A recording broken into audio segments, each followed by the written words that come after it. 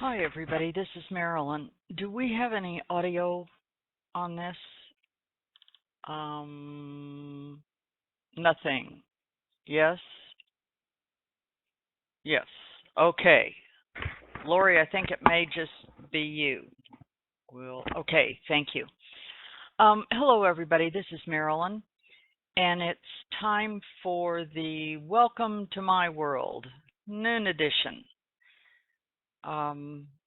This is the 15th of June, and it's a couple minutes after 12 noon. So, uh, this morning has been, we've been handed an astronomically wonderful amount of absolutely nothing. The place to be this morning, and anytime you see the indices behaving like they are this morning, I mean, it's just a lot of paint drying. And you're looking for someplace else to place a trade. Let me show you my bond chart. Because this is just a beautiful thing. This started with the E and a trend catcher signal, about 8:20, and it's never looked back.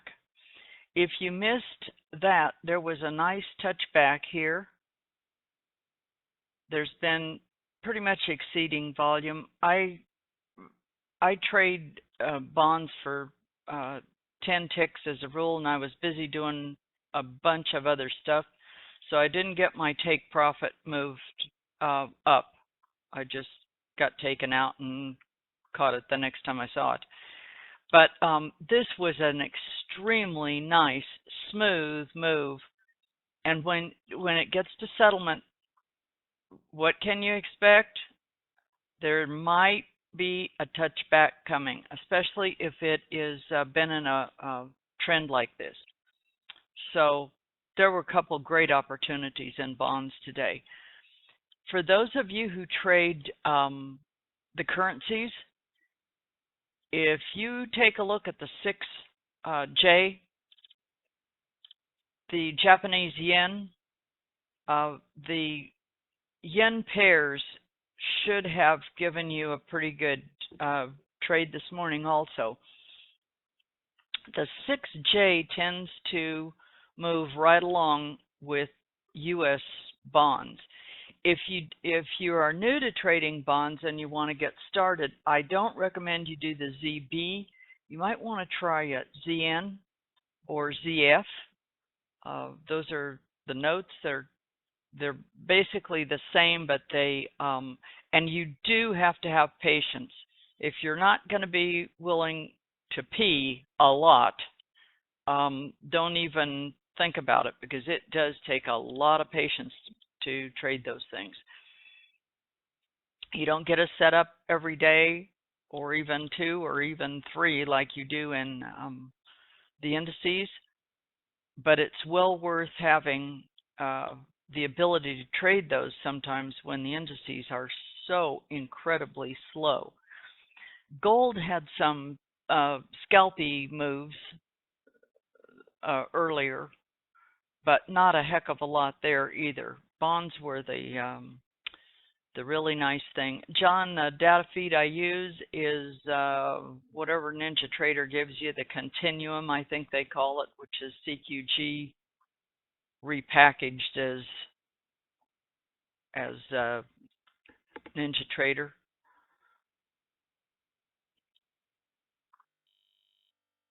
It seems I like it really. I like to use whatever I possibly can on NinjaTrader, because we have the ability to put the Apex templates and the Apex indicators on there. And I do have the confidence in exactly what Daryl says. If you're going to trade anything Nadex, you need tick for tick information, not kind of, almost, maybe. So anyway, we've had the VIX back off a little bit. Not a heck of a lot, but it's trading right now at 1955. It got up to almost 21 earlier. The news of the day, of course, is FOMAC, and they met yesterday, and they're finishing up today.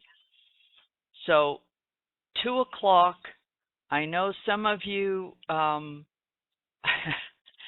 sat through FOMAC with us a couple of times, and we recommend strongly that you do not take a trade at FOMAC time, because unless you're an experienced trader, that might not work out real well for you. It can get very, very squirrely. So be careful at 2 o'clock. They will make the announcements. Then they're going to have a press conference or something at 2:30. So the blithering will start though at 2 o'clock.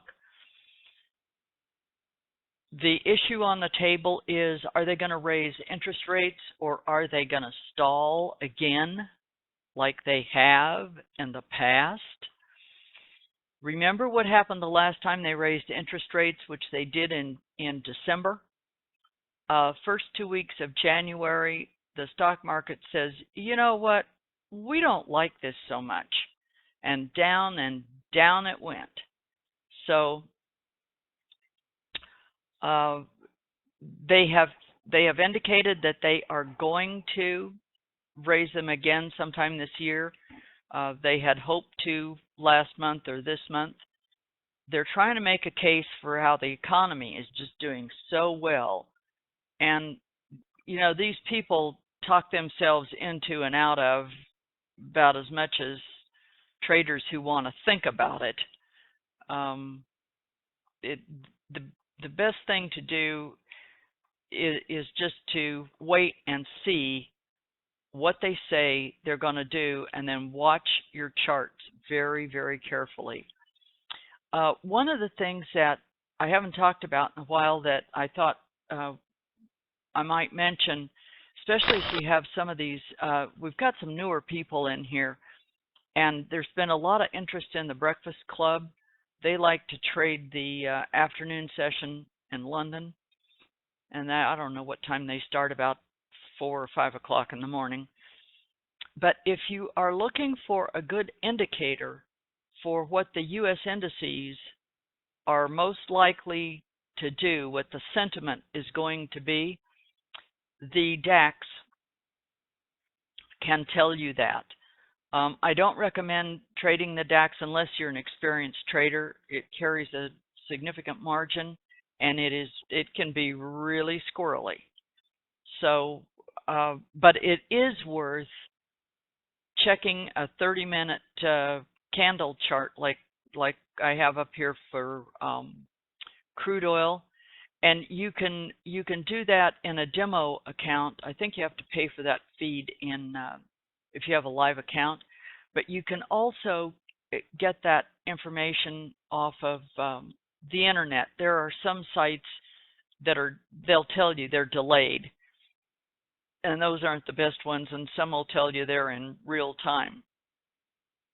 This is not a tick-for-tick match by any means, but when you see that it has been going down steadily since, 1 or 2 o'clock in the morning, the DAX has, it's likely to spill over into the U.S. market when it opens. It just gives you a little bit of a heads up, and it's kind of a barometer and a thermometer temperature taking mechanism like the VIX is, to just be aware of how the markets are going to respond. Don't get in your head the idea that because it has gone up or down, boy, I'm gonna place a trade in one of these U.S. indices when it opens in that direction. Wait to see what the charts tell you. It's a little bit like the weather. It's wonderful to make all these predictions, but you have no control whatsoever over what it's going to do. So anyway, I do like paying attention to the DAX. Sometimes you just kind of run out of space on your monitor and on your laptop or whatever it is you're doing, and the resources.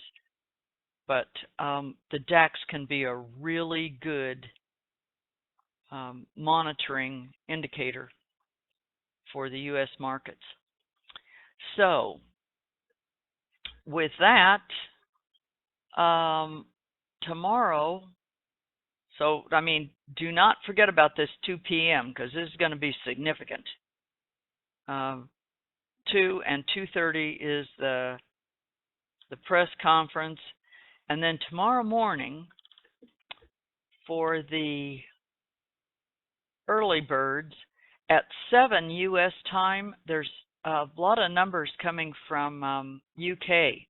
So the GBP and the pairs, or the 6B, or whatever it is you like to trade, you might get some significant movement tomorrow at 7. At 8:30, there are also U.S. Economic numbers coming, CPI and core CPI and the Philly Fed, and the claimed unemployment. And then if you're trading nat gas, be really careful about doing that in futures. I wouldn't go there, but on the Nadex, they do have contracts available to trade, and that inventory is tomorrow at 10:30. So I think, oh, and the other thing is we're going to be rolling crude oil contract probably later this week. Let me see. I can give you an idea. I checked this earlier this morning, and we're definitely using the July contract. There, if you notice, our volume is about 360,000. On inventory day, that's normally a bit higher. That's because there's a little under 200,000 contracts of August trading. So crude oil is beginning to, the big money is beginning to move out of the July contract and into the August. I'll check that tomorrow. Tomorrow might be a good day to roll, but I'm pretty sure by Friday we'll be out of the July contract. And I will put a notice up on my chart just in case to remind us all. So I think that's about it.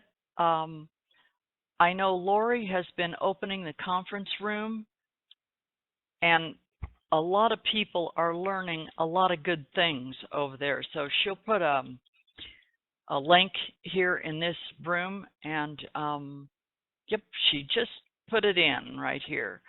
So for those of you who are trying to get some extra help and get your arms wrapped around some of this trading stuff, you will get bumped out of this room.